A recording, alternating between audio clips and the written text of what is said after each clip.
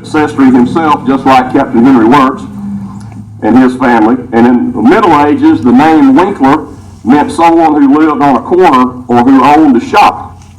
Dr. Winkler states that the best decision he made in his entire life was to get married and to have children. And of course, he has a wife and 2 sons and 3 grandchildren. One of his sons is with us today, and I failed to introduce him. Kyle, right here on the front row. Will you raise your hand? We appreciate you being here today as well.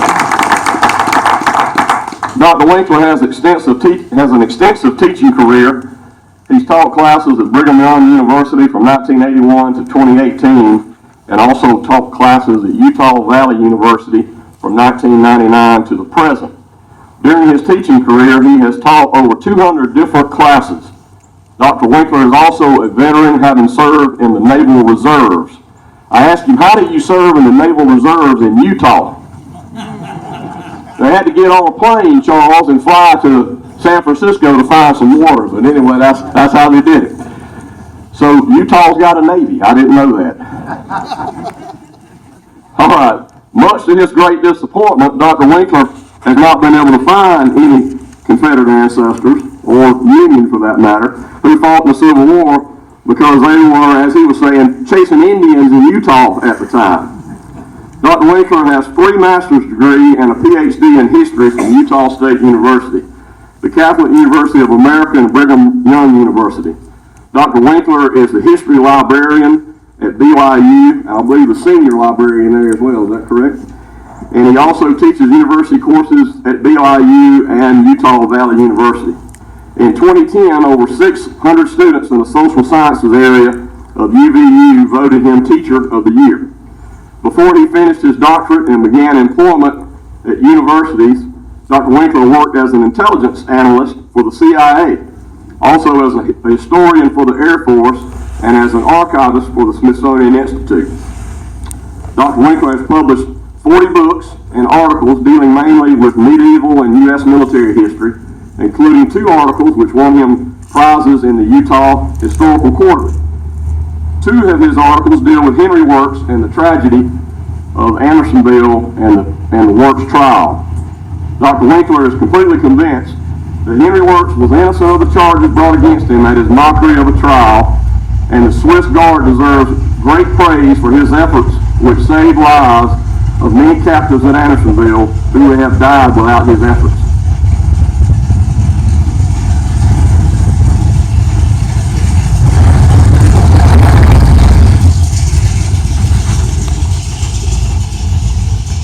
Dr. Winkler considers Captain Wirtz's greatest achievement was his refusal of the offer to spare his own life from execution if he would implicate Jefferson Davis in some kind of conspiracy to harm federal prisoners of war. Wirtz was clearly a martyr to the cause of the Confederacy. Let's welcome Dr. Albert Winkler.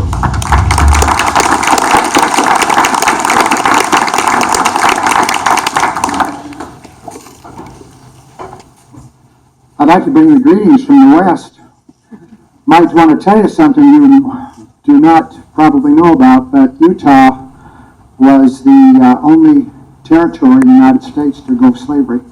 They had a vote on it. The legislature passed it in 1852, something that I should also remind you of, that the United States government decided to take out Utah in 1858, a few years before they decided to attack the Confederacy. It is true, to my great chagrin, that I do not have any Civil War ancestors. I have to live with that the rest of my life.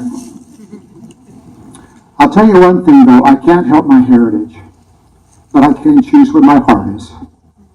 And my heart is right here.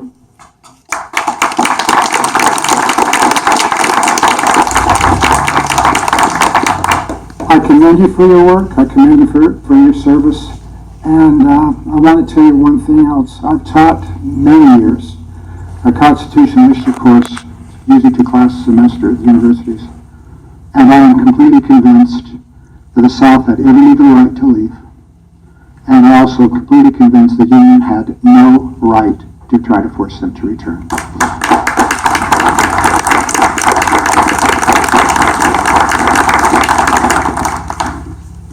trial of Henry Wirtz, a prejudice court. The trial of Henry Wirtz started when a special military commission of 9 senior Army officers was chosen in Washington, D.C.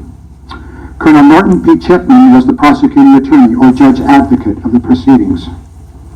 Many of the members of the commission had personal grievances against the Confederacy. 8 of them had served in battle during the Civil War. 3 of these men had been wounded in that conflict, and Francis Fessenden had lost his right leg in battle. John White Gary had also lost his son, Edward, in battle to the Confederacy. The men in the military tribunal had vested personal and professional interests in finding Wirtz guilty in a spirit of revenge, self-promotion, and to vindicate federal policies. Only 3 of the commission had any legal training, and only one, General Lew Wallace, the famous author of Ben-Hur, had served in the military commission before. Wallace was the president of the commission, and he hated the defendant before the trial began and described Wirtz as having an evil demeanor like a depraved animal. He had eyes large and very restless, a peculiar transparency, reminding me of a cat's, excited by the scent of prey. In the manner he is nervous and fully alarmed, avoids your gaze, and withers into the knit brows of the crowd. His complexion was ashen, bloodless, almost blue. Altogether he is well chosen for his awful duty, which was to kill Union prisoners. The U.S. Constitution states, "The trial of all crimes shall be by jury. Such trial shall be held in a state where the said crimes have been committed," meaning that the proceedings had to be by a jury trial and had to take place in Georgia.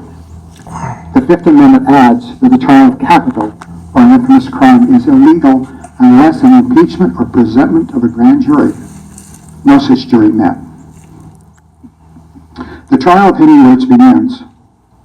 The specification of the charges were a long list of supposed crimes, stating that Wirtz had conspired with Confederate officials to kill Union prisoners by subjecting them to torture, great suffering, by confining in unhealthy and unwholesome quarters, by compelling the use of impure water, and by furnishing insufficient and unwholesome food. As a result, many of them, whose names are unknown, sickened and died by reason thereof, which he, the said Henry Wirtz, then and there, well knew and intended. The specifications include a number of other claims, including that the guards had followed orders, quote, maliciously and needlessly given by said Wirtz, that said prisoner guard did fire upon and kill a large number of said prisoners, whose names are unknown, to hit the number of about 300. This total was severely exaggerated. The Confederate jailers recorded name, unit, and cause of death for 12,367 Union soldiers who died at Andersonville, and only 2 were listed as dying after they had been shot by the guard. The indictment included 13 specifications of murder in violation of the laws and customs of war, for which Wirtz was personally responsible. These charges were based on questionable and unreliable evidence. Some of the supposed crimes took place when Wirtz was away from the prison, and one crime involved a violent assault which the alien Wirtz was physically incapable of administering. Louis Shada and Wallace H. Baker served as defense counsel for the accused. The 2 lawyers mediated a series of pleas, contending that the trial was on insecure legal grounds and the defendant should go free. The court also had no legal jurisdiction over the defendant because of the surrender of Confederate General Joseph E. Johnston to Union General Sherman, which specified that all men under Johnston's command, including troops in Georgia, will be permitted to return to their homes, not to be disturbed by the United States authorities. Technically, a pardon had been granted to all these men, including Wirtz. Additionally, Wirtz is not and never has been in the land or naval forces of the United States, and no U.S. military court had jurisdiction over him. Also, the Civil War was over, so a state of war could not be used as an excuse to place military courts over civilians. As a common citizen, the defendant had the right to a civilian trial by jury, comprised of his peers, rather than by a military tribunal, which could skirt the normal procedures of jurisprudence including the rights of the defendant. The court rejected all these pleas. Unreliable testimony. At the trial of Henry Wirtz, the prosecution, headed by Norton P. Chipman, used the vast financial and legal resources of the federal government to prosecute the case. As judge advocate, Chipman had much power over the court proceedings and how evidence could be presented. And he controlled who was summoned as witnesses for both the prosecution and for the defense. This meant that Chipman could refuse to let the defense subpoena important ex-Confederates who could testify on Wirtz's behalf. Not only could Chipman give the prosecution an unfair advantage in the proceedings, but he could also inhibit the lawyers from making an adequate defense. As Dr. Gaeta Kuting has summarized, the inability to summon witnesses decisively hindered the defendant's performance during the tribunal proceedings. A total of 143 persons gave statements at the trial, 109 for the prosecution, but only 18 for the defense. Approximately 16 others were either called for the prosecution and later recalled for the defense, or the reverse. Clearly, the huge volume of testimony presented against Wirtz meant to give the impression that the case against him was overwhelming, as though the trial could be decided by the weight of attestation alone, and while obscuring the question of its accuracy. From the outset, the military tribunal favored the prosecution. When the counsel for the defense, Baker, objected to some aspect of the trial or to the nature of the proceedings, the court overruled him the vast majority of times, while Chipman's objections were almost always sustained. The government paid the traveling, lodging, and food expenses for witnesses, as well as the handsome sum of $3 per day. This was a considerable amount of money during the time period, and could easily persuade many to say something damaging against the former commandant or to earn their pay. Many of the witnesses for the prosecution were unreliable, including Thomas Alcock. The shooting soldier testified that he saw Wirtz shoot a man dead with the slightest provocation. But when he was asked to show where that happened on the plat map of the prison, he said, "I am almost blind. I can't even see that piece of paper." And this is a man who saw Wirtz shoot a man. He also indicated that he had little idea when the incident took place. This occurred in February, I think February 1865. Oh, wait a minute, maybe June 1864. That's a big difference in dates. Or along there. I can't say for certain what month it was. The Union prisoner, Boston Corbett, gave vague statements. I very often heard the report of a musket. I knew by what was said that a man was shot, but I didn't see it. Baker really criticized such testimony, and he objected to the witness stating anything which he did not see. The witness explained, it was too dark to see, but I heard the whistle of the balls.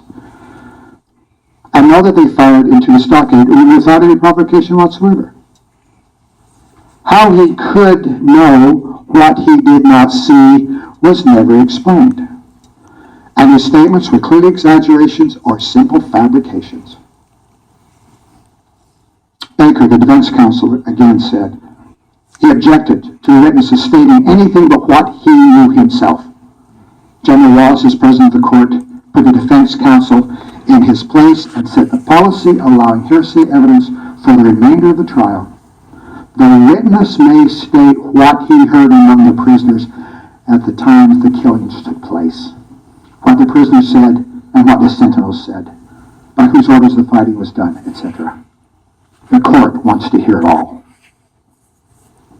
As the historian William Marvel has explained, the trial record runs heavy with some of the most absurd hearsay any American judge ever permitted to stand. At least some of the witnesses appeared to have been coached or intimidated to slant their testimony. Baker stated that many witnesses who came for the defense had been manipulated or intimidated. The defense counsel wanted to call attention of the court to the fact that many witnesses who have come, subpoenaed for us, have been examined on the part of the government. And sometimes witnesses have complained that improper language has been used to them to draw out something for the prosecution. Baker, defense counsel, added, "Witnesses come here under very peculiar circumstances. Many of them feel it is necessary to say and do all they can do,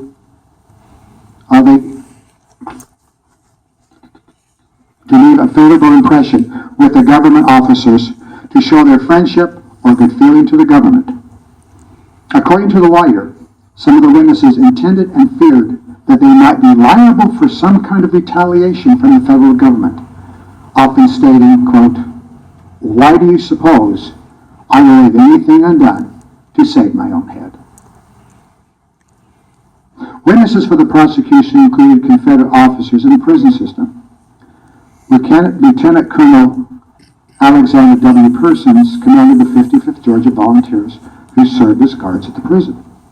He outranked Wirtz and should have borne some responsibility, maybe more responsibility, for the conditions at Andersonville than did a mere captain. But Persons had clearly been offered a deal for his testimony. He would not face prosecution if he accused Wirtz. The federal government gave some of the witnesses rewards for giving proper testimony.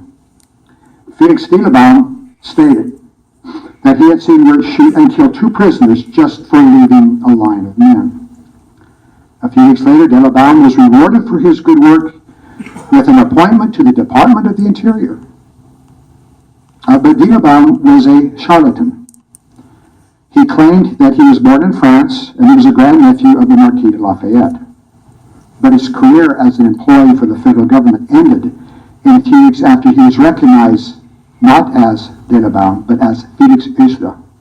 He was a German, not a Frenchman, and he deserted from the Union Army. Benjamin B. Dykes was employed as a railroad agent at Andersonville, and he said that there were sufficient rations for the men in captivity, and there was a good many vegetables raised nearby.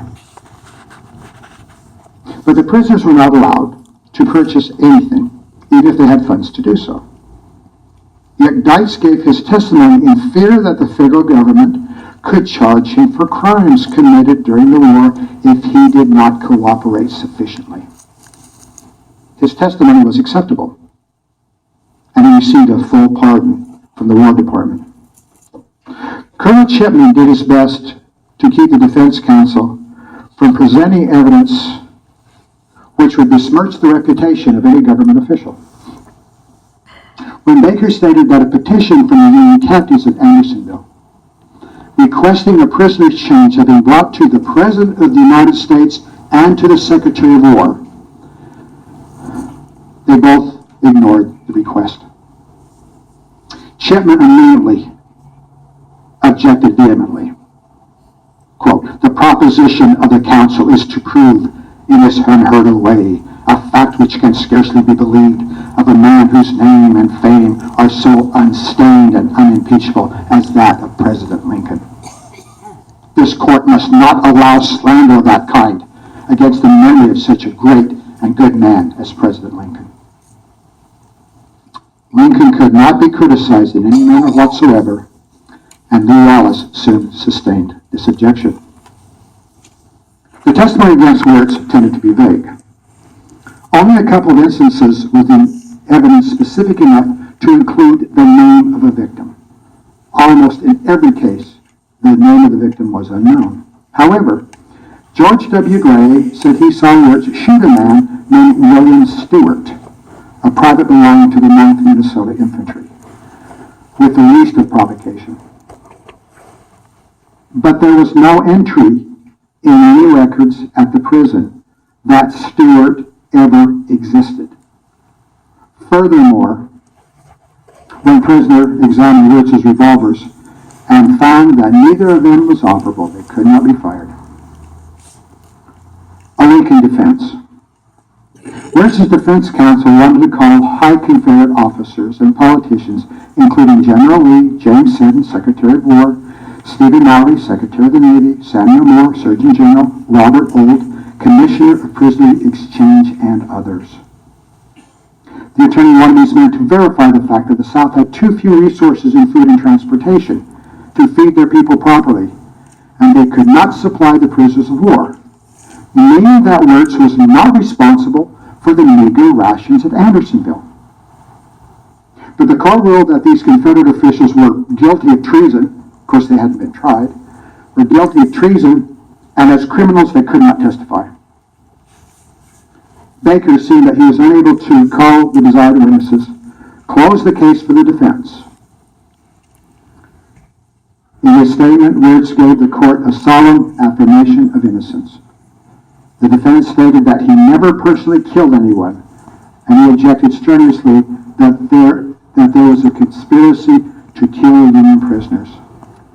I am not conscious of there being one particle of testimony in the entire record going to establish the charge or giving even a faint color to the probability of its existence. He added, there's not a shadow of testimony by which it can be proven that the deaths at Andersonville, can be proven that it was the fruit of a conspiracy. His statement in his own defense was well-reasoned, passionate, logical, and it fell on deaf ears. Colonel Chapman presented his summation to the prosecution over 2 days. He made nebulous statements such as, quote, many things are proper in the time of peace, which in time of war become high crimes.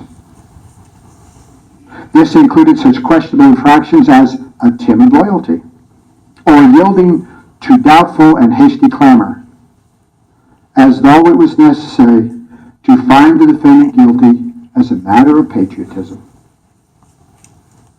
Clearly in the appeal to play on the fears of a renewed uprising, Chipman argued, the war is not over. True, the muskets of treason have been stacked.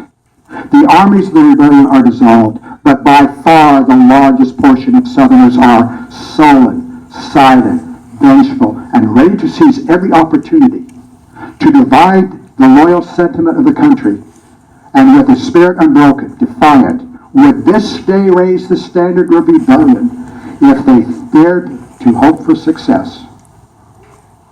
Fear is a powerful motivator, and Chipman stated that constant vigilance was required, so Wirtz had to be found guilty as a matter of national defense.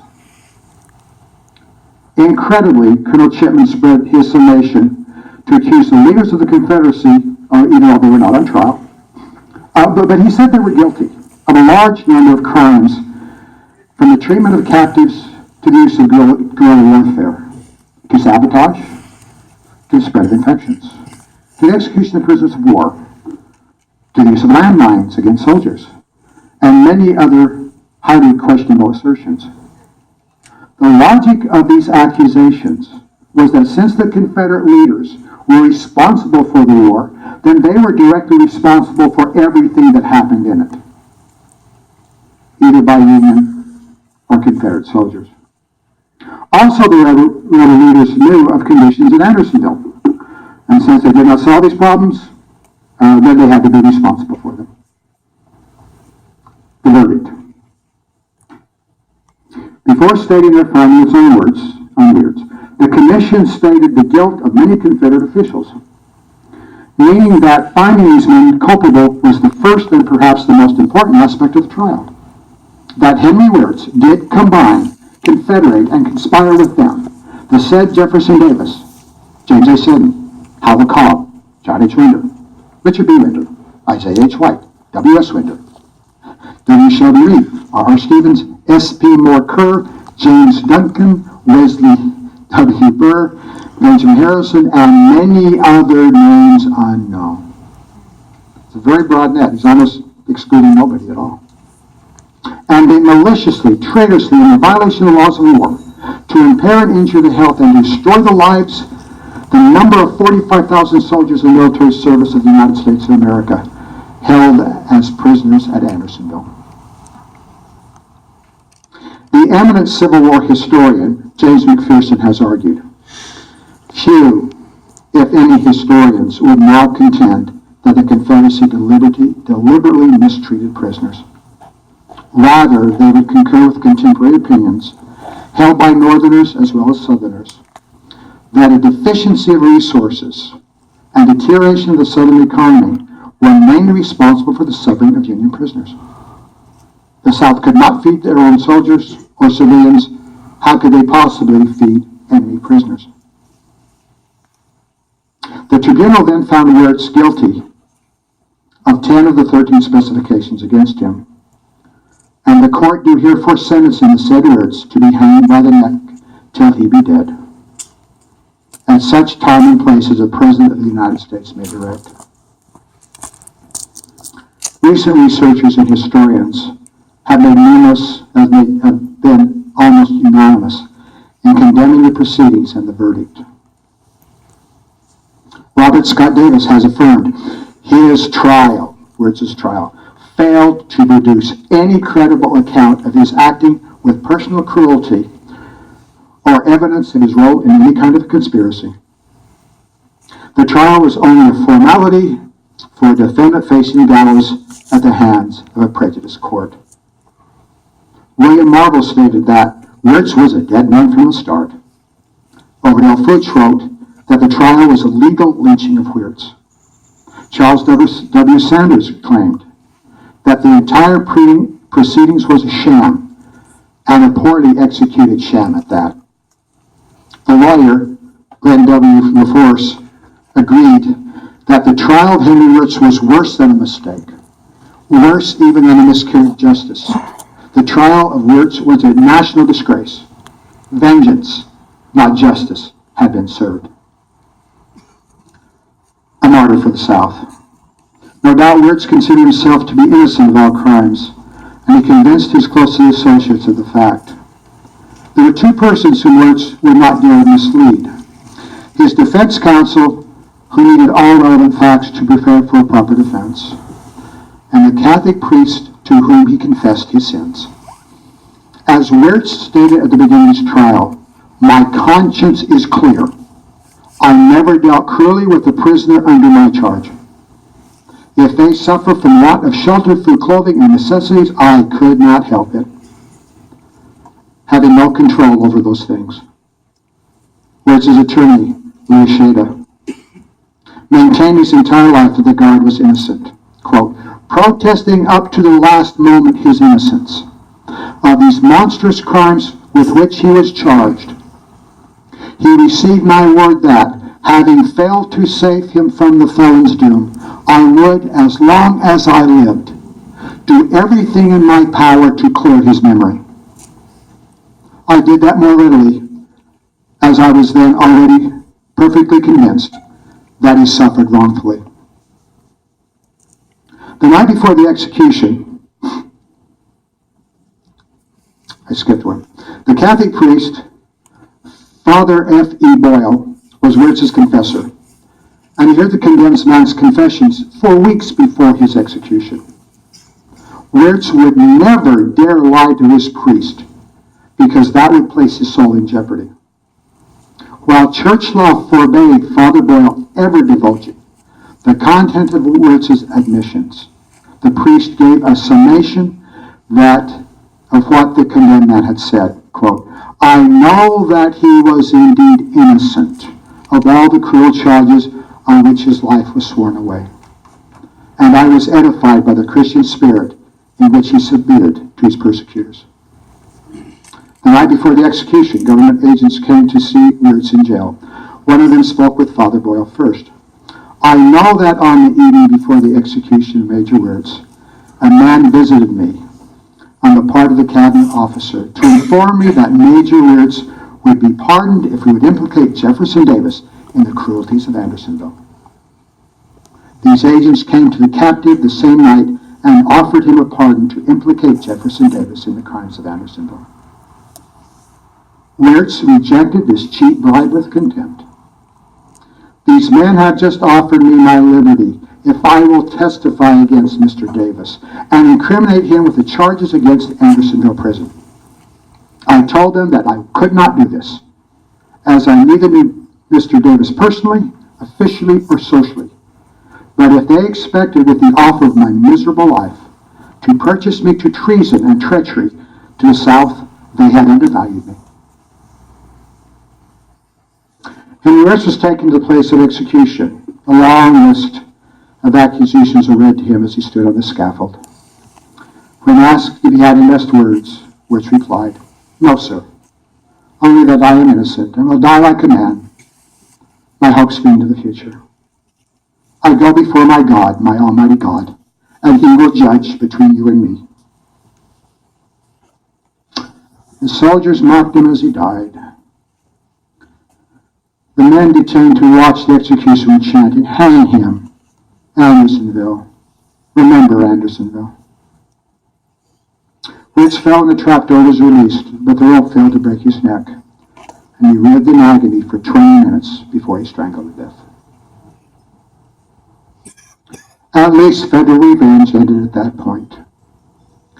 The sacrifice of Henry Wirtz was not just for the honor of the Confederacy and refusing to implicate innocent people such as Jefferson Davis in a plot, but his sacrifice also satiated the Union desire for more blood, and there were no more executions.